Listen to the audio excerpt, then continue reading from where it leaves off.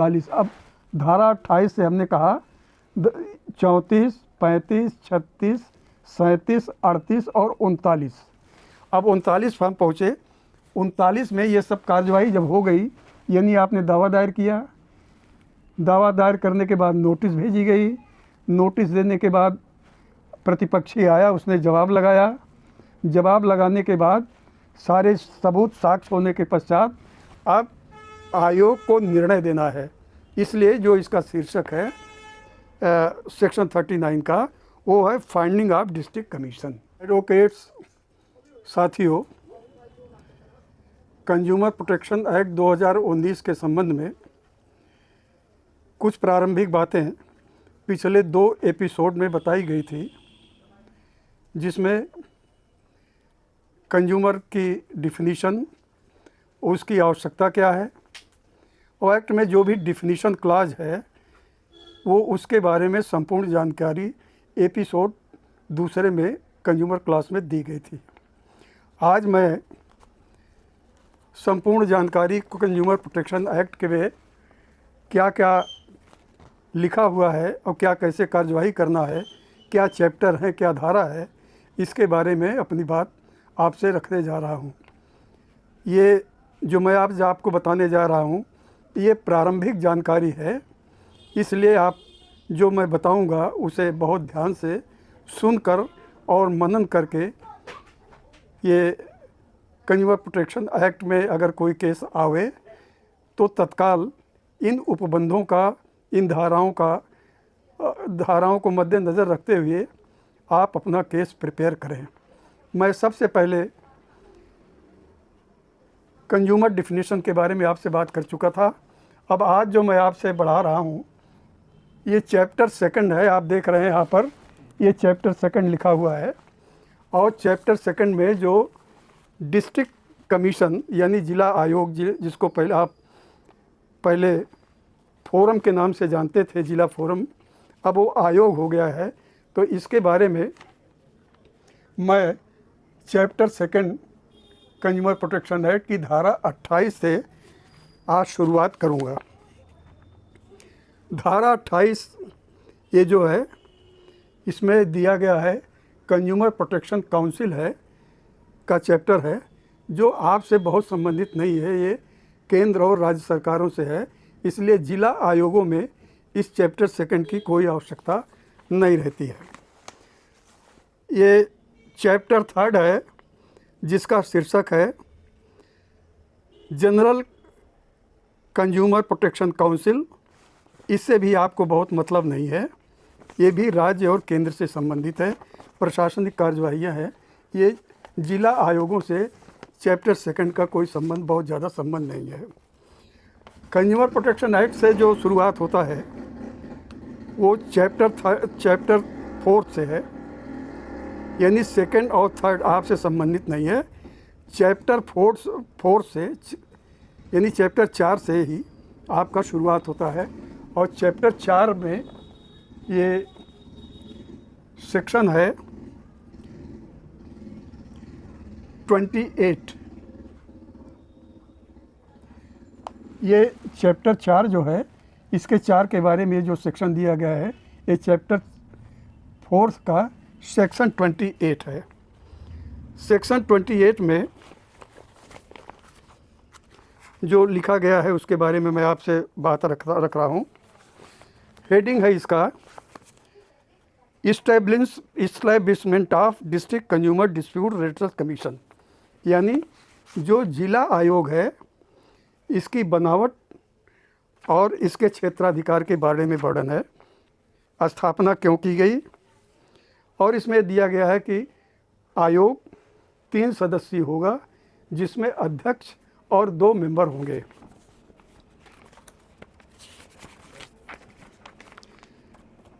इसके बाद इसी धारा 28 में इसकी फंक्शनिंग के बारे में लिखा गया है, और फिर आगे जो आपका इम्पोर्टेंट सेक्शन है वो इसमें हेडिंग है manner in which complaint shall be made. ये यहीं से महत्वपूर्ण धाराएं शुरू होती हैं। आपका जो समस्या है उसके लिए जब आप लिखने बैठेंगे या कोई केस बनाएंगे तो यहीं से उसकी शुरुआत होती है कि किस ढंग से कोई शिकायत आप बनाएंगे या दर्ज कराएंगे, लिखेंगे। इसमें लिखा हुआ है, a complaint in relation to any goods sold or delivered or agreed to be sold or delivered or any service provided or agreed to be provided may be filed with a district commission by the consumer. यानी आप जब उपभोक्ता आयोग के सामने जाएंगे, जिला अदालतों के सामने,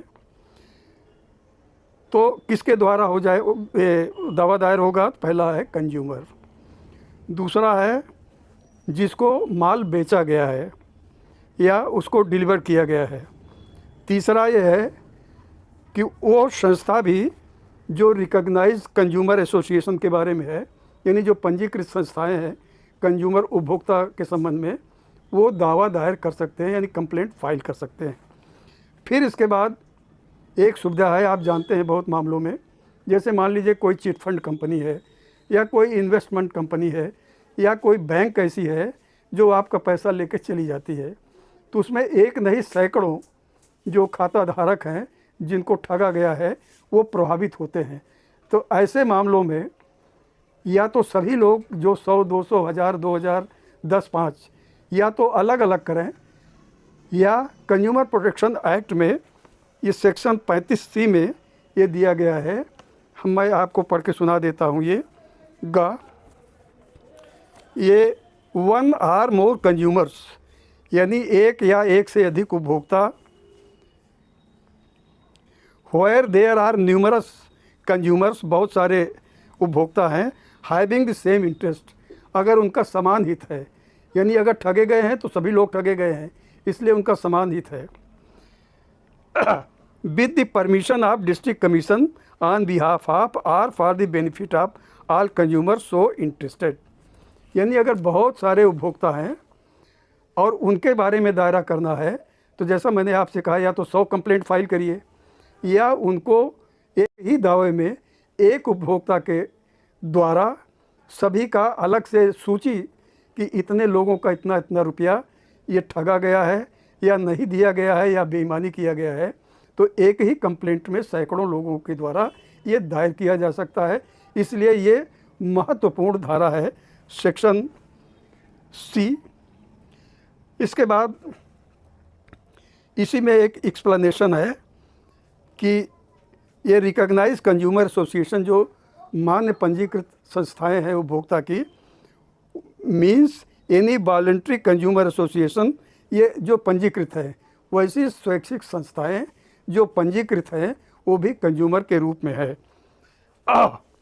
और उपधारा 2 में ये लिखा गया है कि every complaint filed under subsection 1 shall be accompanied with such fee, यानी जब आप दावा अपना दायर करके इस सारी कंप्लेंट तैयार करेंगे तो बात आती है कोर्ट फीस की, बिना कोर्ट फीस के आपका दावा फेल कर जाएगा, इसलिए दावा में कोर्ट फीस आवश्यक है। आप जानते हैं, जैसा मैंने पहले भी कहा, कि 5 लाख रुपए तक जिला आयोग में कोई फीस नहीं ली जाती है। 5 से 10 लाख रुपए के बीच में ये 200 रुपया है, और 10 लाख से 20,000 के बीच में 400 है, और 20 लाख से इसके ऊपर जो भी जुरिडिक्शन है कंज्यूमर कमीशन का, डिस्ट्रिक्ट कंज्यूमर कमीशन का, 50 लाख तक का है। इसलिए 20 लाख से 50 लाख तक की कोर्ट फीस आपका 1,000 रुपया ये डिस्ट्रिक्ट कमीशन के प्रेसिडेंट के नाम बाय ड्राफ्ट आप बनवा के कंप्लेंट के साथ तब दावा दायर करेंगे। ये कोर्ट फीस का सेक्शन है। आप आगे जो महत्वपूर्ण धाराएं हैं, धारा 38, ये महत्वपूर्ण धारा है, धारा 38, इसके बारे में आप समझ लें। इसमें लिखा हुआ है कि जब कंप्लेंट आप फाइल करेंगे, जैसा मैंने पहले कहा, एक कंज्यूमर है, आपने दावा दायर किया, आपने कोर्ट फीस लगाया, तब आप ये आयोग के समक्ष, यानी अध्यक्ष और मेंबर के समक्ष आपका दावा पेश होगा। पेश होने पर अध्यक्ष या एक मेंबर, अध्यक्ष या 2 मेंबर, जैसी भी स्थिति हो, आपके दावे पे सुनवाई करेंगे और उसमें जो भी गलती है, गलती के बारे में आपसे बताएंगे। और अगर गलती आप दुरुस्त करते हैं तो वो कंप्लेंट आपका एडमिट करेंगे, यानी दावा स्वीकृत करके, एडमिशन स्वीकृत करके आगे आपको तारीख लगाएंगे।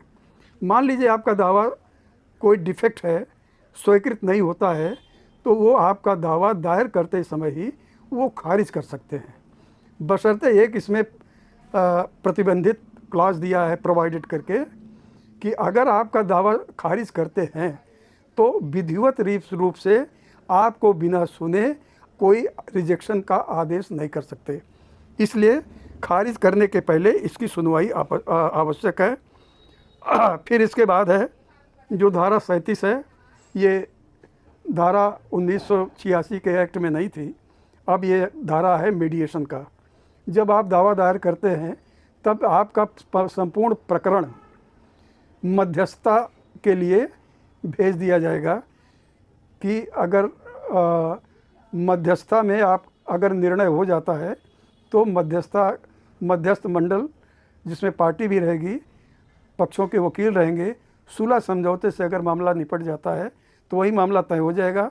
और अगर मामला तय नहीं होता है तो आगे धारा 38 में ये दिया गया है, धारा 38 आएगा, धारा 38 में आएगा कि नोटिस जारी करेंगे आपके कंप्लेंट पर और फिर प्रॉपर सुनवाई करेंगे और सुनवाई करने के पश्चात उसका निर्णय देंगे। इसमें धारा 38 में कुछ महत्वपूर्ण बिंदु हैं जिनको आप अपने एक्ट से थोड़ा पढ़ लेंगे। इसमें है c, subsection c, if the complaint alleges a defect in the goods which cannot be determined without proper analysis or test। यहाँ मैं सरल शब्दों में आपको बता दूं कि मान लीजिए आपने सीमेंट खराब होने का दावा दायर किया, तो ये माल है आपका, आप उस माल की खराबी के लिए मुआवजे की मांग कर रहे हैं, तो ऐसी स्थिति में जो सामान आपका डिफेक्ट है उसका नमूना लेकर सील करके अदालत में देंगे, तब अदालत उचित रूप से जैसा आगे दिया गया है वो परीक्षण के लिए भेजेगा। उसमें परीक्षण शुल्क भी आपको आयोग में ही जमा करना पड़ेगा।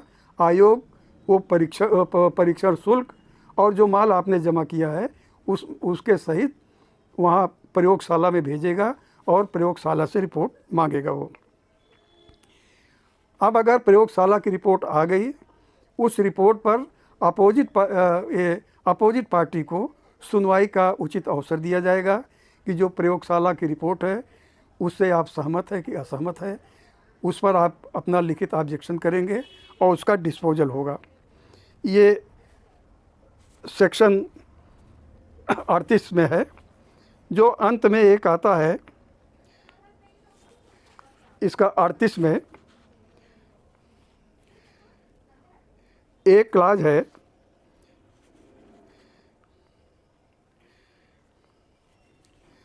जिसमें नया प्रयोग उन्होंने किया है, नई धारा उपधारा जोड़ा है कि ये अगर आप एफिडेविट देते हैं अपने कथन के समर्थन में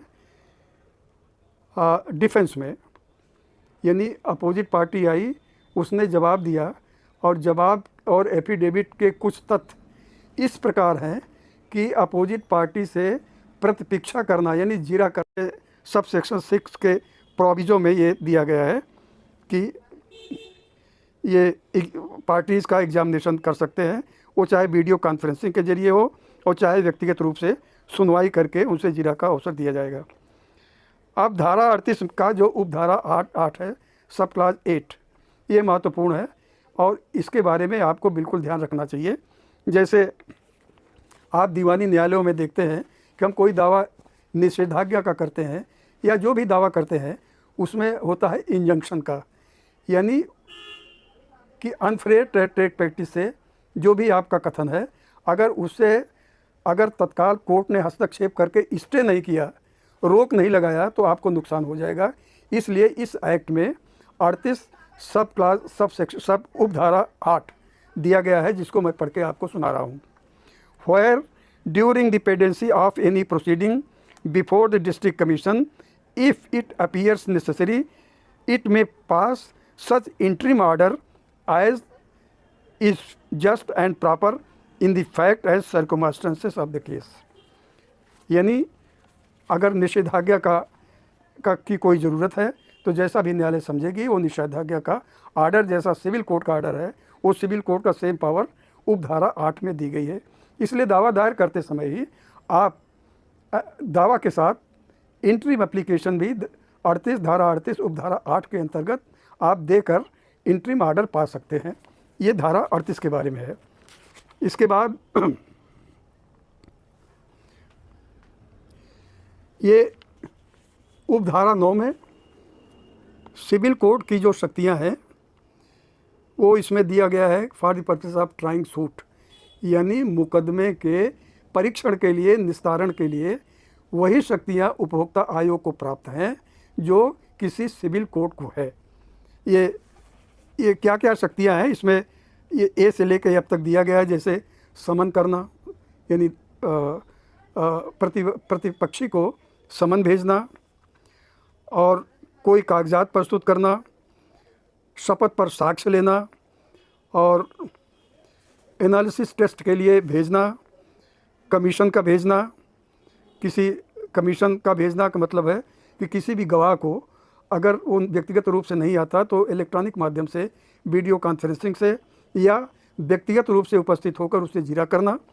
और कोई भी दूसरा मामला जो सेंट्रल गवर्नमेंट प्रेस्क्राइब्ड करे।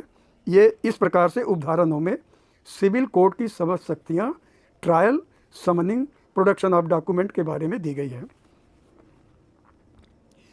इसके बाद जैसे आप देखते हैं कि कंप्लेनेंट ने दावा दायर किया और कुछ दिनों बाद उसकी मृत्यु हो गई, जिसमें अपोजिट पार्टी है, अपोजिट पार्टी की मृत्यु हो गई है, तो सिविल मैटर में, सिविल सूट में ये ऑर्डर 22 है।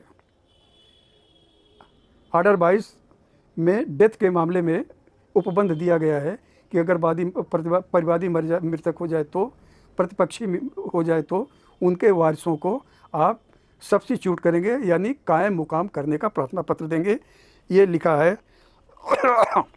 पैरा 12 में। अब ये 38 तक हो गया। अब धारा 39 आप देखें, इसमें लिखा है धारा, यानी बहस सुनने के बाद वो अपना आदेश पारित करेगा गुण-दोष के आधार पर। इस तरह से ये उपभोक्ता आयोग का मैटर यहीं पर समाप्त माना जाएगा।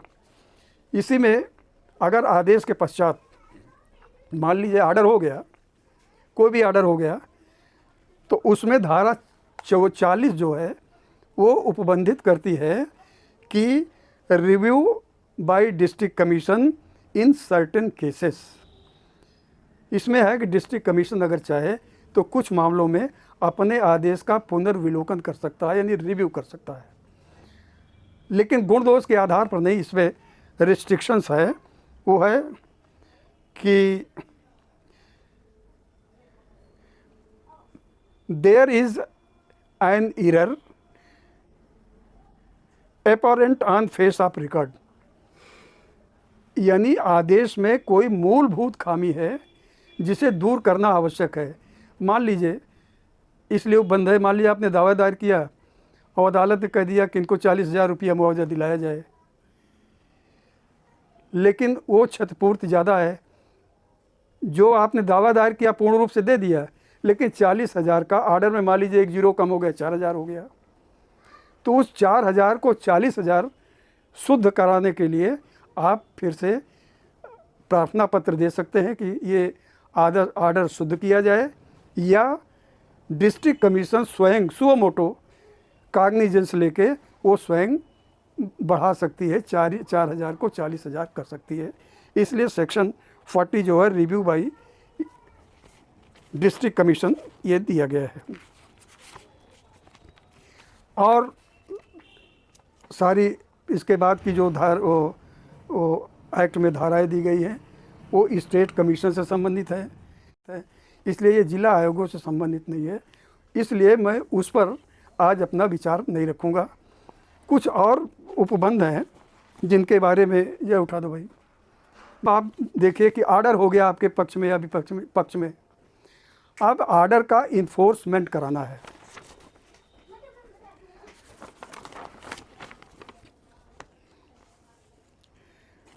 इन्फोर्समेंट कराने के लिए, यानी जैसे आप मान लीजिए दीवानी में दायर करना, जजमेंट हो गया, तो जजमेंट के बाद आप क्या करते हैं कि डिक्री का क्रियान्वयन कराते हैं, यानी जिसको कहते हैं इजराए बाद। इजराए आप करेंगे एग्जीक्यूशन प्रोसीडिंग। एग्जीक्यूशन प्रोसीडिंग के धारा 71 से धारा 73 तक ये 3 धाराएं हैं। धारा 71 में यह है कि कोई आदेश पारित कर दिया गया तो वो सिविल डिक्री के रूप में माना जाएगा। यानी अगर आप कंज्यूमर कमीशन में आदेश के क्रियान्वयन के लिए धारा 71 में आप प्रार्थना पत्र देते हैं तो आयोग उस पर नोटिस भेजेगा, इस प्रकार भेजेगा कि जैसे ये सिविल डिक्री है, एग्जीक्यूशन ऑफ डिक्री है, ये उस रूप में भेजेगा। यहाँ ये भी महत्वपूर्ण है कि मान लीजिए आप कहीं और के रहने वाले हैं और आपकी डिक्री हो गई दूसरे प्रदेश के या देश के उस प्रदेश के किसी ज़िले के रहने वाले हैं, तो जो सिविल डिक्री है ये ट्रांसफरेबल है। अगर आप चाहें कि हम प्रतापगढ़ से इस डिक्री को लखनऊ ट्रांसफ़र कराएं तो प्रोविज़न है सीपीसी में, execution of decree, transfer of decree, तो उस रूप में भी आप इसका इस्तेमाल कर सकते हैं। तो इसलिए धारा 71 ये सिविल डिक्री का के जैसे सिविल डिक्री का क्रियान्वयन होता है उस तरह से ये किया जाएगा। आगे दूसरा सेक्शन है ये सेक्शन 72 जो मोस्ट इम्पॉर्टेंट है। प्रायः उपभोक्ता आयोग का क्रियान्वयन लोग धारा 72 के अंतर्गत एप्लीकेशन देकर कराते हैं। धारा 72 इज़ द पेनाल्टी सेक्शन, यानी ये माना जाएगा कि आपने विद इन सर्टेन पीरियड, जैसा कि आयोग ने अपने आदेश में कहा है कि 30 दिन में, 40 दिन में, 1 महीने में ही आदेश का क्रियान्वयन करें, या इतना रुपया दें या ठीक करें, मैन्युफैक्चरिंग डिफेक्ट जो भी जैसा भी आदेश हो। अगर उस अवधि तक नहीं करता है तो आप पनिशमेंट सेक्शन के लिए जो क्रिमिनल क्लाज है उसकी धारा 72 के अंतर्गत आप प्रार्थना पत्र देंगे। जैसे आप देखते हैं कि चैप्टर 6 सीआरपीसी का जो पहले था कोई दूसरा हो गया है। चैप्टर 6 में समन ट्रायल का केस आता है, तो जब आप प्रार्थना पत्र देंगे कि इनको दंडित किया जाए कि आदेश का क्रियान्वयन नहीं किया, ये कंप्लेंट फाइल करेंगे जब, तो chapter 6 of the old CrPC की जो प्रक्रिया है वही प्रक्रिया इसमें अपनाई जाएगी। वो एक्यूज़ हुए, एक्यूज़ को समन भेजा जाएगा, समन नहीं सर्व होता है तो न्यायालय के विचार में अगर जमानती वारंट जारी करना है तो न्यायालय जमानती वारंट जारी करेगा, जमानती वारंट में नहीं होता है तो गैर जमानती वारंट, और उस पर ही नहीं आता है तो आपका अटैचमेंट की कार्यवाही जो सीआरपीसी में दी गई है वो प्रक्रिया अपनाई जाएगी। इसमें 3 वर्ष का कारावास या 25,000 जुर्माने का प्रोविज़न है। इसलिए ये आवश्यक है कि अगर आप आर्डर का क्रियान्वयन नहीं करते तो क्रिमिनल एक्शन होगा, आपका विचारण होगा समन ट्रायल के रूप में सीआरपीसी की तरह, और 3 वर्ष से लेकर और 25,000 रुपये जुर्माना तक आपको दंडित किया जाएगा। ये धारा 71 से 73 तक ये एग्जीक्यूशन क्लॉज है। आगे है जो महत्वपूर्ण सेक्शन है जिसके बारे में जो बड़ी बड़ी कंपनियां हैं या ख़ास तौर से ऐसी कंपनियां जो ये मोटर व्हीकल के क्षेत्र में हैं वो अपने जवाब में दाखिल करती हैं। मैं आपको एक उदाहरण से इसको स्पष्ट करना चाहता हूँ कि मैंने एक गाड़ी खरीदी, गाड़ी में एक किस्त नहीं गई और वो गाड़ी फाइनेंसर ने अपने कब्जे में लिया, सीज कर लिया, और सीजर के बाद उस वाहन को उन्होंने बेच दिया। बेच के जो पैसा आया अपने लोन के खाते में जमा कर लिया, और इसके पश्चात जो शेष धनराशि बची है उसके लिए इंडियन आर्बिट्रेशन एक्ट है जिसको कहते हैं पंचाट अधिनियम हिंदी में, उसके अंतर्गत दावा दायर करके और डिक्री ले लेती है। डिक्री का वो आपके पास फिर नोटिस भेजती हैं कि ये दावा डिक्री हो गया है, आपका इतना बकाया है, अगर आप नहीं देते हैं तो हम इसकी वसूली करेंगे। किस तरह से आप देख लिए, दो बात हुई। एक तो आपकी कमाई गई, आपका जो लिवलीहुड है वो ज़बरदस्ती पकड़ लिया गया। अब गैर कानूनी है कि नहीं कानूनी है, ये तो आप अपनी प्लीडिंग में रखेंगे। जो इस संबंध में नियम है, उपनियम है या फैक्ट्स है या तमाम आयोगों द्वारा, सुप्रीम कोर्ट द्वारा डिसाइडेड है कि सही खींचा गलत खींचा, इनको अधिकार था कि नहीं था। इसके पश्चात आर्बिट्रेशन जब यहाँ जवाब लगाते हैं विपक्षी मोटर कंपनियाँ, वित्तीय कंपनियाँ, तो ये कहती है कि साहब उपभोक्ता आयोग को ये परिवाद सुनने का अधिकार नहीं है, क्योंकि आर्बिट्रेशन एक्ट के अंतर्गत निर्णय हो चुका है और एक अदालत ने निर्णय कर लिया है, इसलिए इस अदालत को सुनने का क्षेत्राधिकार नहीं है। इसीलिए जैसा मैंने अभी आपसे कहा धारा 100 के बारे में, ये उपबंधित करती है कि ऐसा खूबसूरत ये कानून है कंज्यूमर प्रोटेक्शन एक्ट, इसकी धारा 100 में लिखा is not in derogation with the other laws, it is the additional remedy. यानी ये उपबंध, ये एक्ट किसी एक्ट के विरोध में नहीं है, बल्कि ये अतिरिक्त उपाय कंज्यूमर को दिया गया है। इसलिए ऐसे मामलों में जहाँ पर वित्तीय कंपनियाँ कहती हैं कि हमने आर्बिट्रेशन कर लिया है, तो इसलिए धारा 100 ये उपबंधित करती है कि दावा आपका मान्य है, चाहे आपने डिक्री आर्बिट्रेशन में कर लिया हो या नहीं कर लिया हो, ये धारा 100 के अंतर्गत आप दावा दायर कर सकते हैं, आपका मान्य है। साथियों, ये प्रारंभिक जानकारी कंज्यूमर प्रोटेक्शन एक्ट के बारे में, बहुत कम धाराएं हैं, जैसा मैंने आपसे कहा और यहाँ लिखा भी है। केवल यही धाराएं जिला आयोग में इतनी ही इस्तेमाल होती हैं। इन धाराओं को आप नोट कर लें और इन्हीं धाराओं के बारे में आप एक छोटा सा बेयर एक्ट लेकर और विस्तृत रूप से भी पढ़ लें।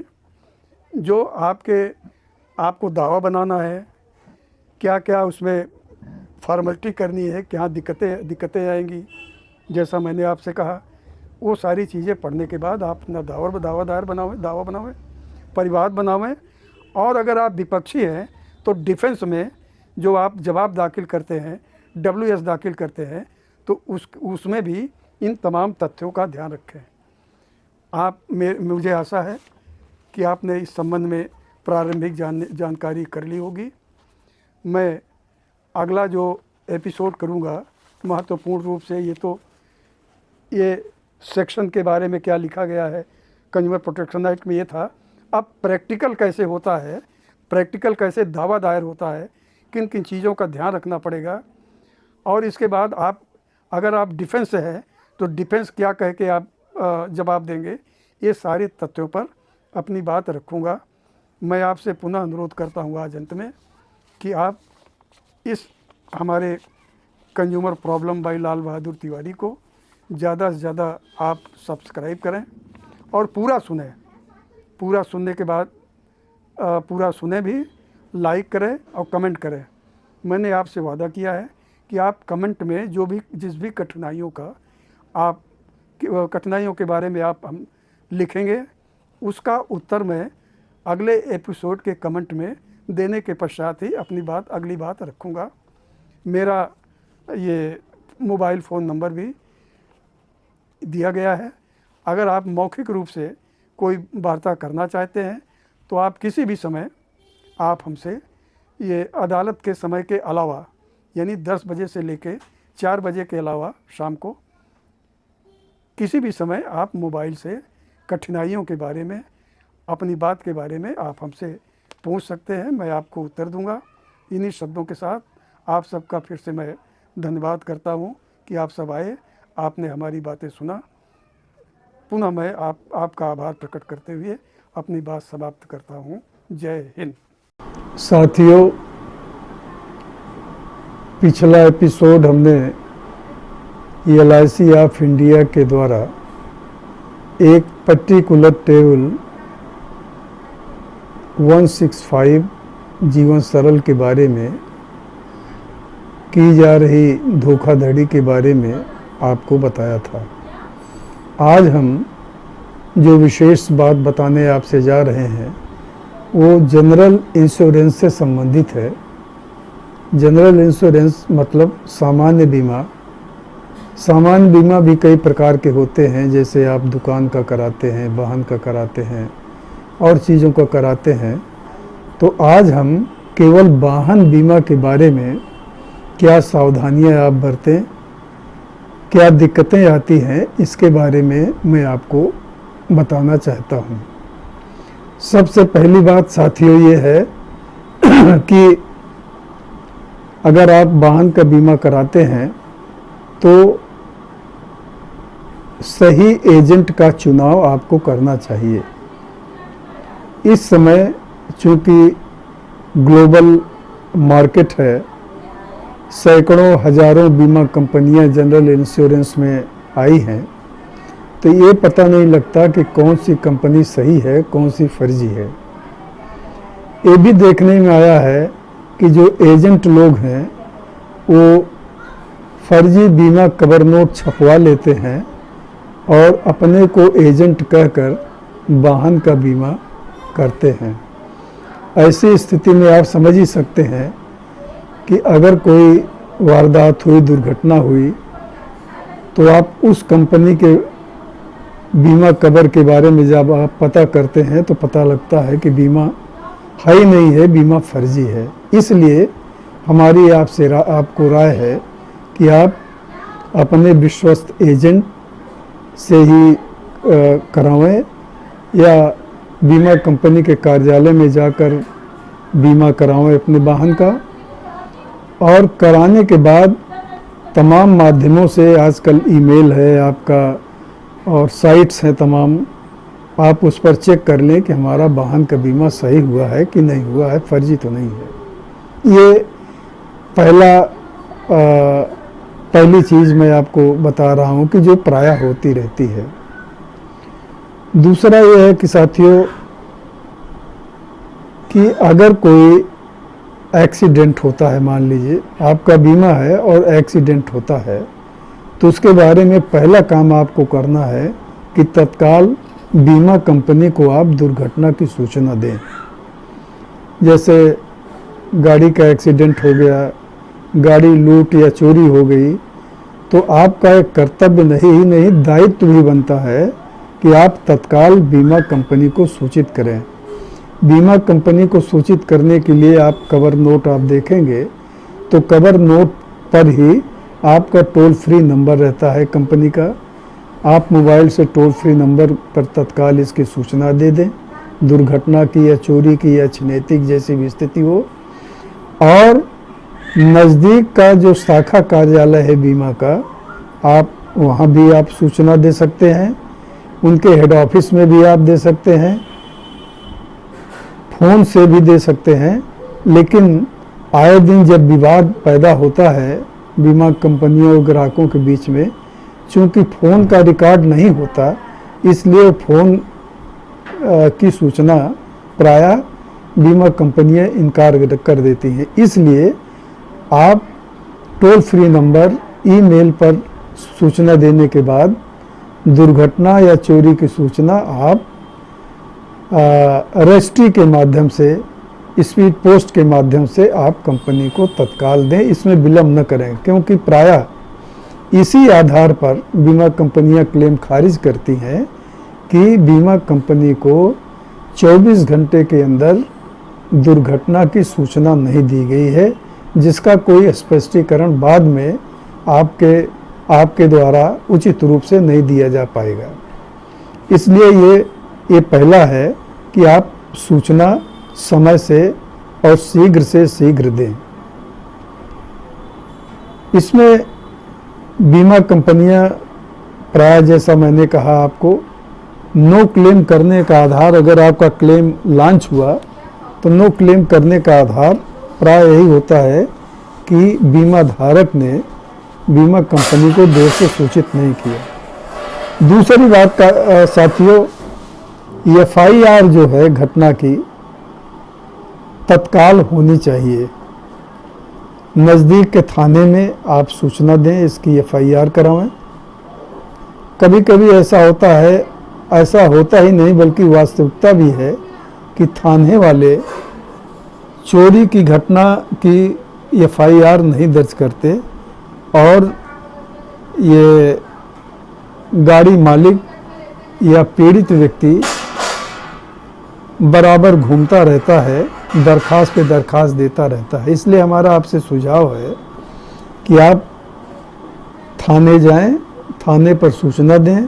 अगर थाने पर आपको लिखित रूप से FIR की नकल नहीं मिलती तो तत्काल दूसरे दिन रजिस्टर्ड लेटर से दुर्घटना की या घटना की सूचना पुलिस अधीक्षक को दे दें। जाब्ता फौजदारी में अगर आपकी FIR नहीं लिखी गई है और आप पुलिस कप्तान को रजिस्टर्ड पोस्ट से आप सूचित करते हैं घटना, तो उसका प्रिजम्पशन होता है कि वो FIR है। और अगर फिर भी नहीं होता है तो आप न्यायालय के माध्यम से FIR दर्ज करा सकते हैं। ये आपको दूसरी बात याद रखनी चाहिए। वाहन में साथियों अभिलेख आप देख लें, ये बिल्कुल सही होने चाहिए और सभी अभिलेख होने चाहिए। महत्वपूर्ण बात ये भी है कि अगर आपने स्वयं अपना DL ले रखा है या आप अपने कमर्शियल वाहन को या प्राइवेट वाहन को ड्राइवर से चलाते हैं तो उसका DL आप ज़रूर चेक कर लें, क्योंकि फेक DL इतने बड़ी मात्रा में जारी हुए हैं कि आपके ड्राइवर के पास अगर फेक लाइसेंस है, गलत लाइसेंस है और कोई दुर्घटना हो जाती है, घटना हो जाती है, तो ये आप मान के चलिए कि बीमा कंपनी आपको क्लेम नहीं देगी, केवल एक आधार पर कि DL फेक है, इसलिए बीमा क्लेम आपका खारिज कर देगी। इसलिए ज़रूरी है कि आप का ड्राइवर या आपके पास स्वयं का लाइसेंस है तो इसकी चेकिंग कर लें। बिना चेकिंग के ड्राइवर से न चलाएं। दूसरा, अगर आप मालवाहक आपके पास है तो निर्धारित सवारी बैठावें।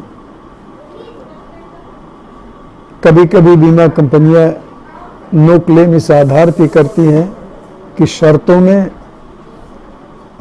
सवारी निर्धारित मात्रा में लिखी गई है, लेकिन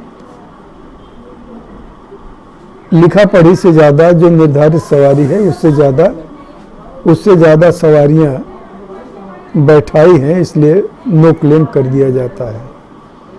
और एक ज़रूरी छोटे वाहनों मोटरसाइकिलों के लिए सूचना है कि मोटरसाइकिल प्राय आप खड़ी करते हैं और चोरी हो जाती है।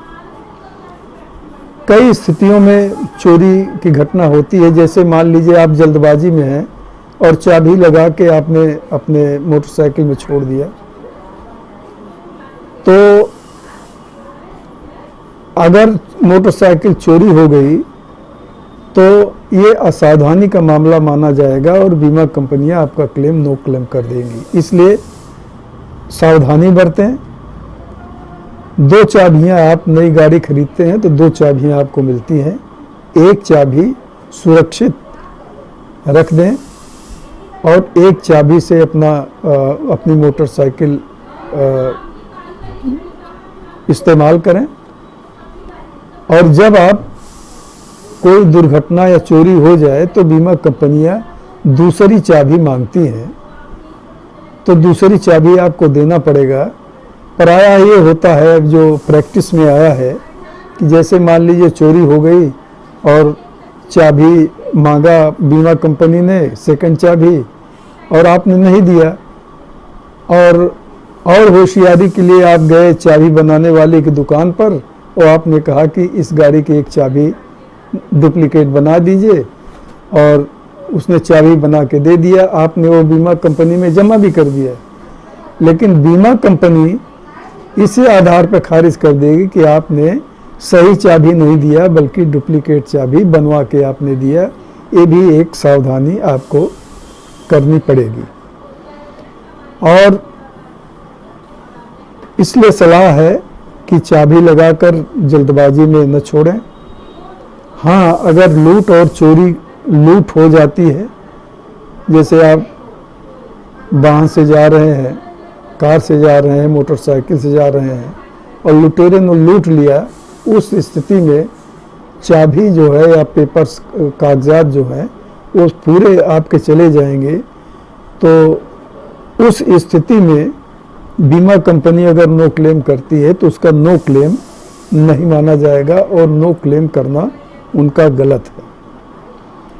ये प्राय बीमा कंपनियां छोटे छोटे आधारों पर क्लेम खारिज करती हैं, लेकिन महत्वपूर्ण जब फोरम में या अदालतों में मामले आते हैं तो अदालतें ये देखती हैं कि इस चीज़ का संबंध कोई नेक्सस बीमा कंपनी के कथन से और घटना से है कि नहीं है।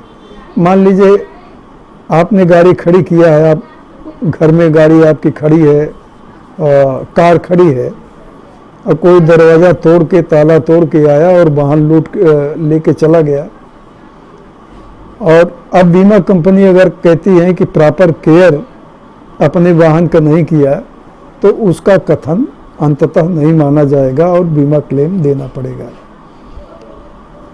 दूसरा जो मैं आपसे विधिक बात करना चाहता हूँ, जो प्रैक्टिस और प्रोसीजर में है कि प्रायः छोटे छोटे कारणों को लेकर बीमा कंपनियां आपका क्लेम नो क्लेम कर देती हैं, लेकिन इंश्योरेंस एक्ट में और सुप्रीम कोर्ट और नेशनल कमीशन और स्टेट कमीशन की तमाम व्यवस्थाओं के अनुसार अगर छोटे मोटी चीज़ों की कमी है तो घटना होने पर वो नॉन स्टैंडर्ड क्लेम मिलेगा।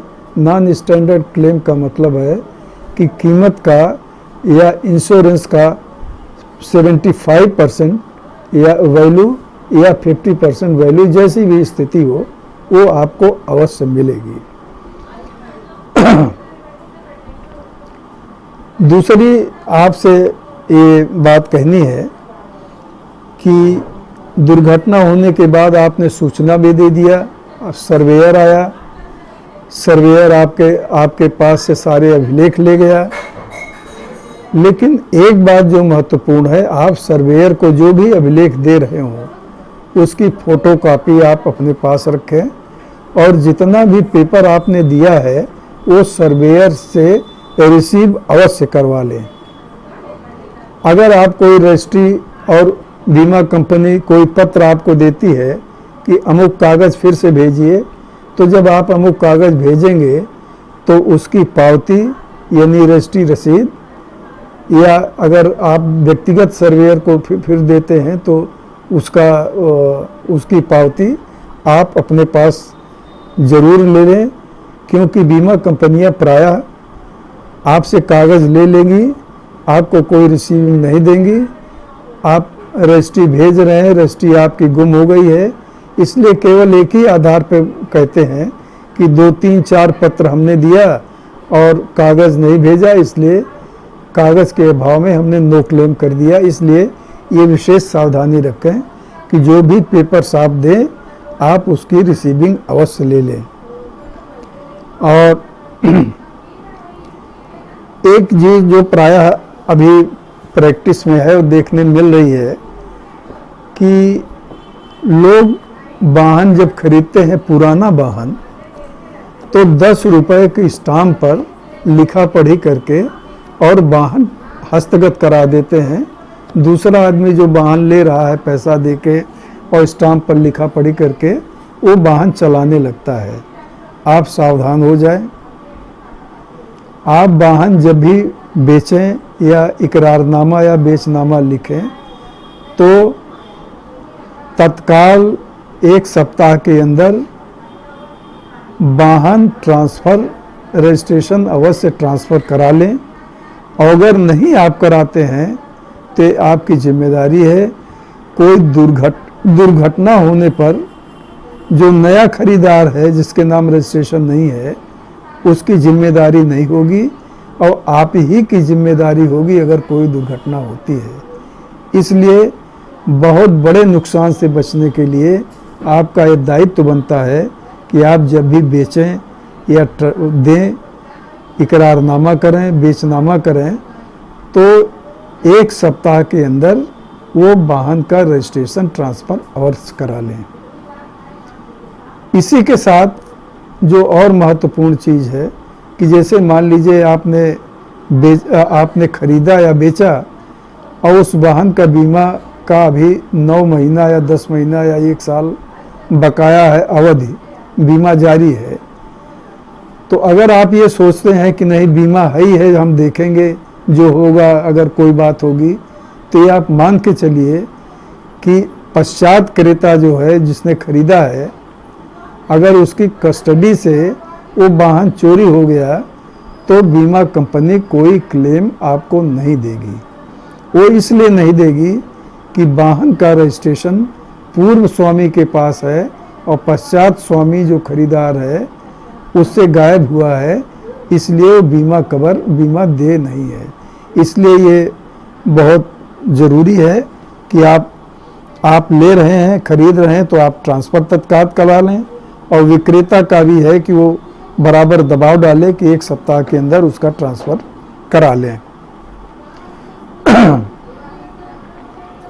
क्योंकि ये स्टाम्प पर जो लिखा पड़ी है ये सब मान्य नहीं है, वो सब फर्जी है। और दुर्घटना होने पर जो वाहन मालिक ओरिजिनल है, रजिस्टर्ड ओनर है, उसके ही ऊपर सारी बातें जाएंगी। और अंत में कुछ विशेष बातें कानूनी मैं आपसे कहना चाहता हूं कि अगर बीमा कंपनी ने मान लीजिए ये कहकर क्लेम खारिज कर दिया कि गाड़ी में फिटनेस नहीं है और क्लेम आपका खारिज हो गया, जब आप मुकदमा दायर करके अपनी बात कहते हैं अदालतों में, तो बीमा कंपनी और एक आधार के अलावा कई आधार कह के आती है कि इसमें फला कमी थी, ये कमी थी, वो कमी थी, 4-5 कमियां गिनाते हुए कहती है क्लेम दे नहीं है। अभी हाल ही में सुप्रीम कोर्ट ने निर्णय दिया है कि बीमा कंपनी जिस आधार पर बीमा क्लेम रिजेक्ट करती है उसके अलावा मुकदमे में अन्य कोई आधार नो क्लेम करने का नहीं उठा सकती।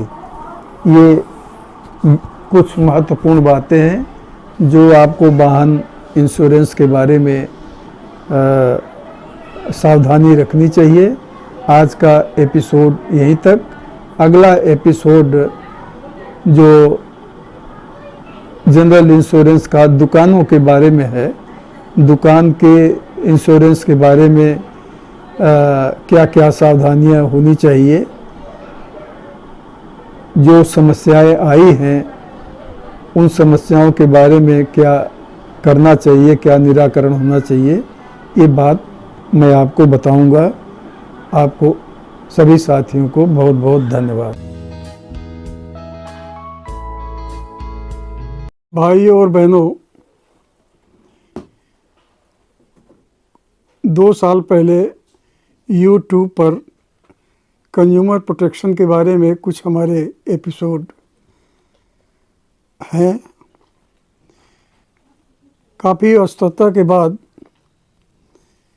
जैसा मैंने आपसे पहले अनुरोध किया था कि मैं फिर वापस आऊँगा, तो स्वस्थ होने पर आपके सामने फिर उपभोक्ताओं से संबंधित समस्याओं के निराकरण के बारे में अपनी बात रखूँगा।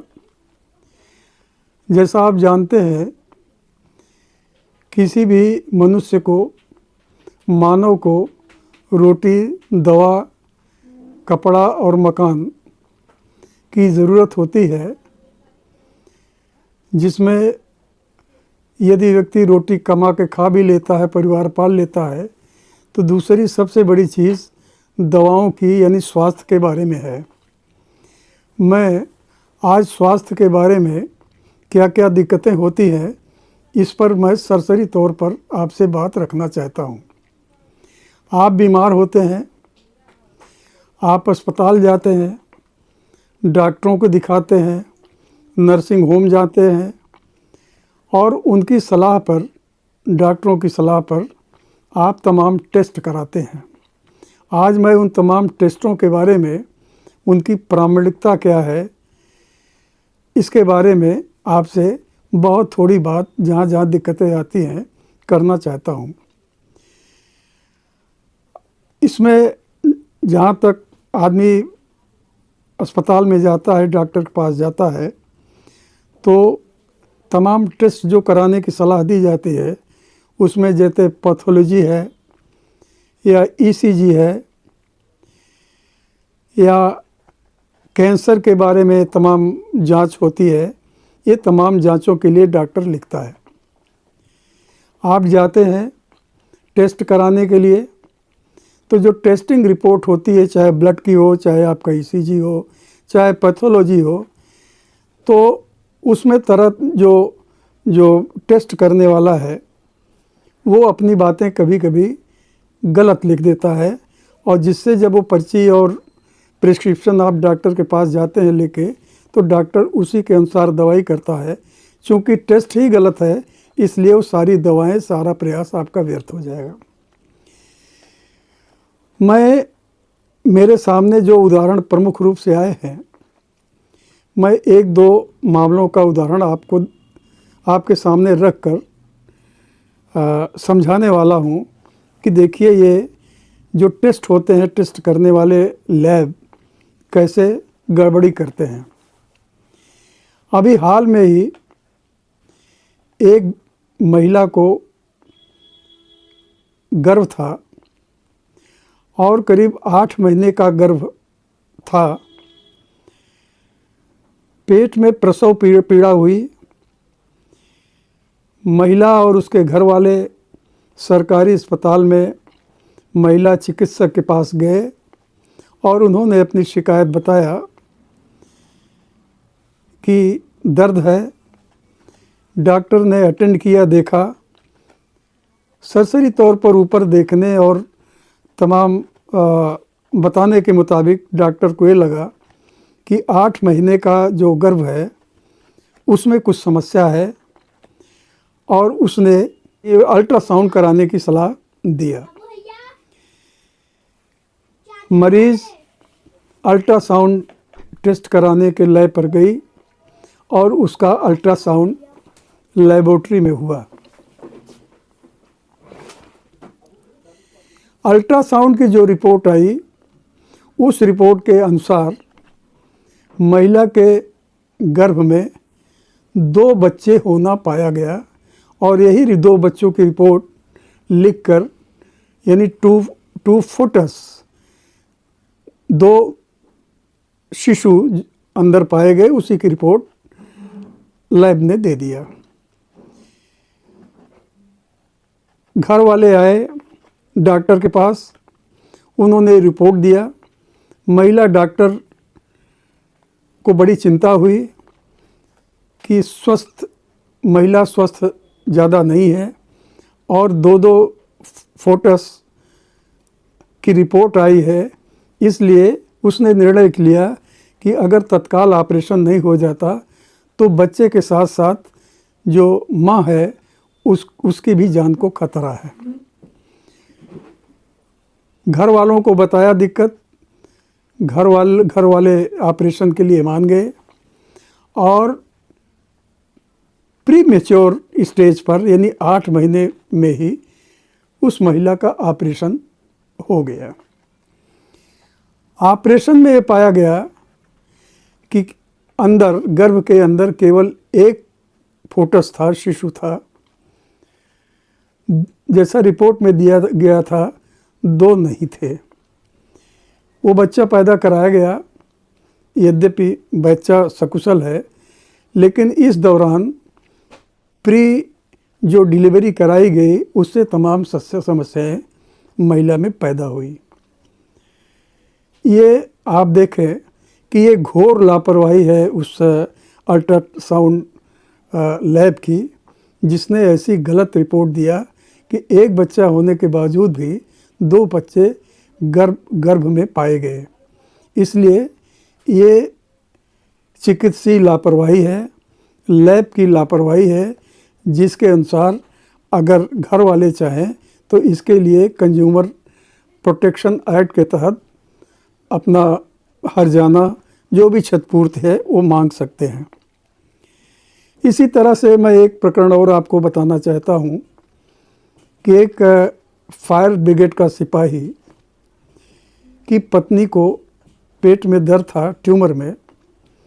वो बहुत बड़े अस्पताल में गई, उसने दिखाया, कई दिनों तक भर्ती रही और डॉक्टर ने ये पाया कि हो सकता है, समझते हुए, अनुमान लगाते हुए उसने परीक्षण के लिए वो कुछ मांस के टुकड़े उसी स्थान से एक लैब में भेजा। लेबोरेटरी में जाने पर उस लेबोरेटरी ने लिख दिया कि ये कैंसरस है सैंपल, और वो वापस भेज दिया गया अस्पताल में। अस्पताल के डॉक्टरों ने देखा तो मरीज़ से बताया कि तो कैंसरस की रिपोर्ट आई है और मामला गंभीर है, ऑपरेशन के साथ साथ दवा करानी पड़ेगी। ये बातें सुनकर मरीज़ और मरीज़ के जो शौहर थे, पूरा परिवार सदमे में पहुंच गया और डॉक्टर की सलाह पर वो मुंबई अस्पताल, जो सबसे बड़ा अस्पताल है कैंसर का, वहाँ लेके गया, वहाँ दिखाया सारी रिपोर्ट।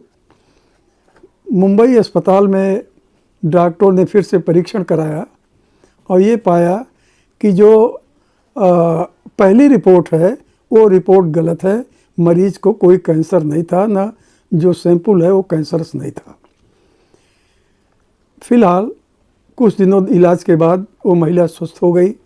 इस तरह से आप देखिए, चाहे ब्लड का सैंपल हो, चाहे आपका ईसीजी हो, चाहे पैथोलॉजी हो, चाहे ये अल्ट्रासाउंड रिपोर्ट हो, चाहे कैंसर के बारे में जो दिए जा रहे हैं लैब में जांच के लिए हो, इन सब में इतनी गड़बड़ियां कभी कभी लैब वाले कर देते हैं कि मरीज़ परेशान हो जाता है और उचित कारण के स्थान पर गलत कारण लिख दिए जाते हैं।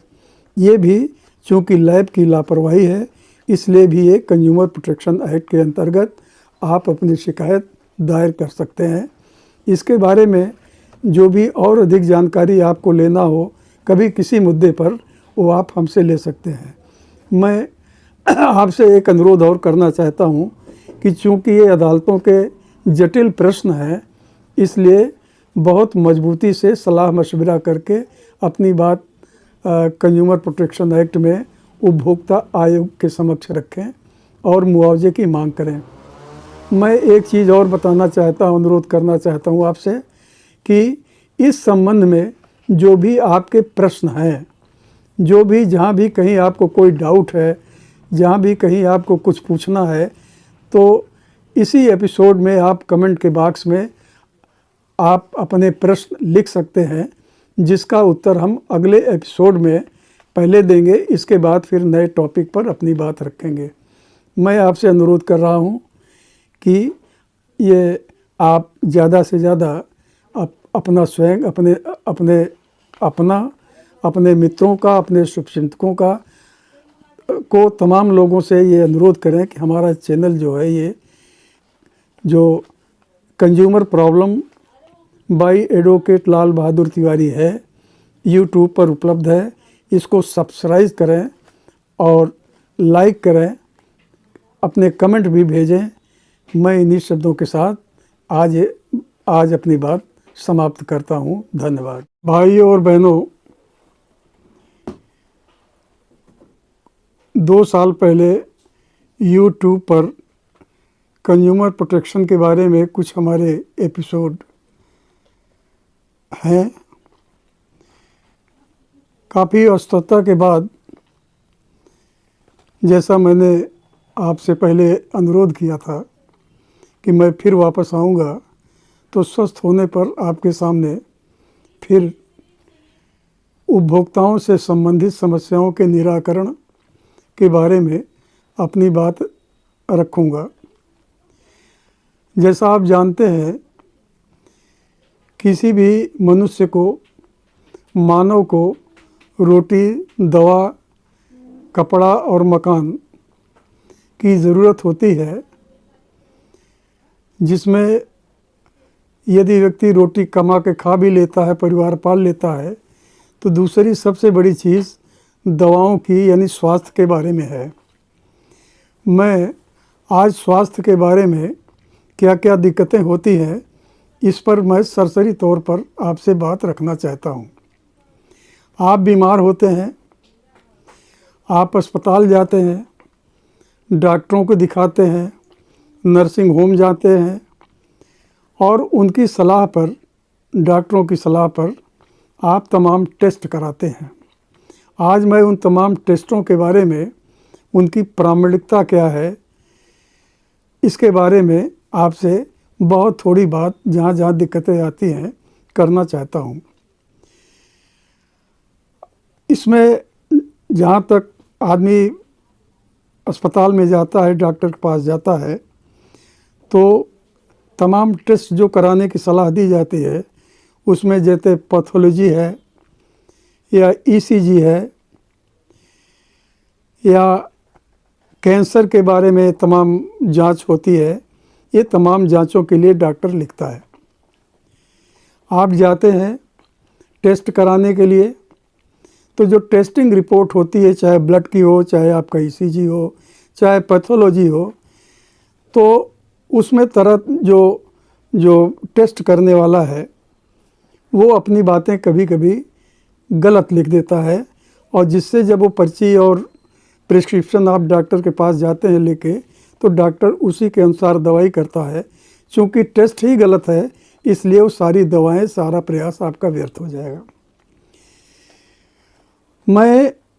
मेरे सामने जो उदाहरण प्रमुख रूप से आए हैं, मैं एक दो मामलों का उदाहरण आपके सामने रख कर समझाने वाला हूँ कि देखिए, ये जो टेस्ट होते हैं, टेस्ट करने वाले लैब कैसे गड़बड़ी करते हैं। अभी हाल में ही एक महिला को गर्भ था और करीब 8 महीने का गर्भ था। पेट में प्रसव पीड़ा हुई। महिला और उसके घर वाले सरकारी अस्पताल में महिला चिकित्सक के पास गए और उन्होंने अपनी शिकायत बताया कि दर्द है। डॉक्टर ने अटेंड किया, देखा, सरसरी तौर पर ऊपर देखने और तमाम बताने के मुताबिक डॉक्टर को ये लगा कि 8 महीने का जो गर्भ है उसमें कुछ समस्या है, और उसने ये अल्ट्रासाउंड कराने की सलाह दिया। मरीज़ अल्ट्रासाउंड टेस्ट कराने के लैब पर गई और उसका अल्ट्रासाउंड लेबोरेटरी में हुआ।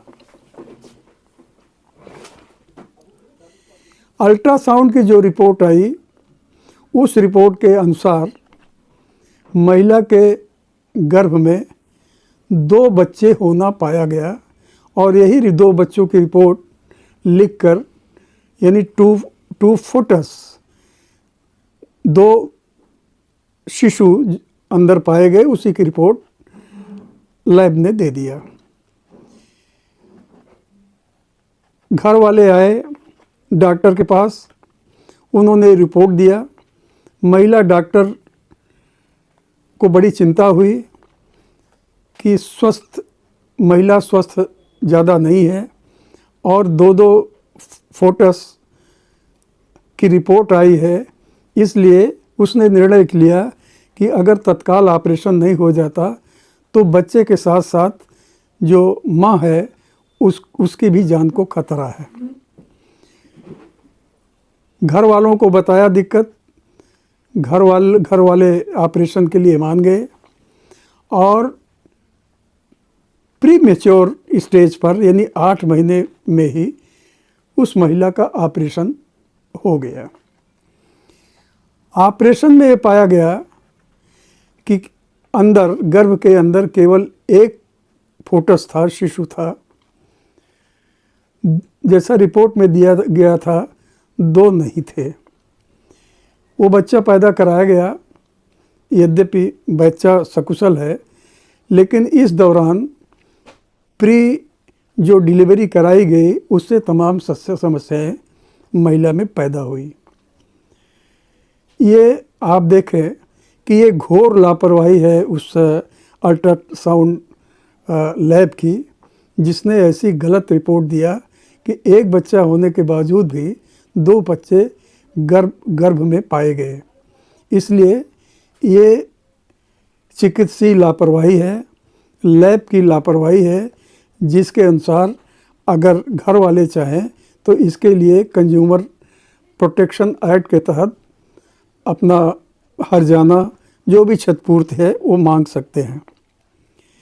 इसी तरह से मैं एक प्रकरण और आपको बताना चाहता हूँ कि एक फायर ब्रिगेड का सिपाही की पत्नी को पेट में दर्द था, ट्यूमर में। वो बहुत बड़े अस्पताल में गई, उसने दिखाया, कई दिनों तक भर्ती रही और डॉक्टर ने ये पाया कि हो सकता है, समझते हुए, अनुमान लगाते हुए उसने परीक्षण के लिए वो कुछ मांस के टुकड़े उसी स्थान से एक लैब में भेजा। लेबोरेटरी में जाने पर उस लेबोरेटरी ने लिख दिया कि ये कैंसरस है सैंपल, और वो वापस भेज दिया गया अस्पताल में। अस्पताल के डॉक्टरों ने देखा तो मरीज़ से बताया कि तो कैंसरस की रिपोर्ट आई है और मामला गंभीर है, ऑपरेशन के साथ साथ दवा करानी पड़ेगी। ये बातें सुनकर मरीज़ और मरीज़ के जो शौहर थे, पूरा परिवार सदमे में पहुंच गया और डॉक्टर की सलाह पर वो मुंबई अस्पताल, जो सबसे बड़ा अस्पताल है कैंसर का, वहाँ लेके गया, वहाँ दिखाया सारी रिपोर्ट। मुंबई अस्पताल में डॉक्टरों ने फिर से परीक्षण कराया और ये पाया कि जो पहली रिपोर्ट है वो रिपोर्ट गलत है, मरीज को कोई कैंसर नहीं था, ना जो सैंपल है वो कैंसरस नहीं था। फिलहाल कुछ दिनों इलाज के बाद वो महिला स्वस्थ हो गई। इस तरह से आप देखिए, चाहे ब्लड का सैंपल हो, चाहे आपका ईसीजी हो, चाहे पैथोलॉजी हो, चाहे ये अल्ट्रासाउंड रिपोर्ट हो, चाहे कैंसर के बारे में जो दिए जा रहे हैं लैब में जांच के लिए हो, इन सब में इतनी गड़बड़ियां कभी कभी लैब वाले कर देते हैं कि मरीज़ परेशान हो जाता है और उचित कारण के स्थान पर गलत कारण लिख दिए जाते हैं। ये भी चूँकि लैब की लापरवाही है, इसलिए भी ये कंज्यूमर प्रोटेक्शन एक्ट के अंतर्गत आप अपनी शिकायत दायर कर सकते हैं। इसके बारे में जो भी और अधिक जानकारी आपको लेना हो कभी किसी मुद्दे पर, वो आप हमसे ले सकते हैं। मैं आपसे एक अनुरोध और करना चाहता हूँ कि चूँकि ये अदालतों के जटिल प्रश्न हैं, इसलिए बहुत मजबूती से सलाह मशवरा करके अपनी बात कंज्यूमर प्रोटेक्शन एक्ट में उपभोक्ता आयोग के समक्ष रखें और मुआवजे की मांग करें। मैं एक चीज़ और बताना चाहता हूँ, अनुरोध करना चाहता हूँ आपसे कि इस संबंध में जो भी आपके प्रश्न हैं, जो भी जहाँ भी कहीं आपको कोई डाउट है, जहाँ भी कहीं आपको कुछ पूछना है, तो इसी एपिसोड में आप कमेंट के बॉक्स में आप अपने प्रश्न लिख सकते हैं, जिसका उत्तर हम अगले एपिसोड में पहले देंगे। इसके बाद फिर नए टॉपिक पर अपनी बात रखेंगे। मैं आपसे अनुरोध कर रहा हूँ कि ये आप ज़्यादा से ज़्यादा अपना स्वयं अपने मित्रों का, अपने शुभचिंतकों का को तमाम लोगों से ये अनुरोध करें कि हमारा चैनल जो है, ये जो consumer problem bye advocate Lal Bahadur Tiwari है, यूट्यूब पर उपलब्ध है। इसको सब्सक्राइब करें और लाइक करें, अपने कमेंट भी भेजें। मैं इन्हीं शब्दों के साथ आज अपनी बात समाप्त करता हूँ। धन्यवाद।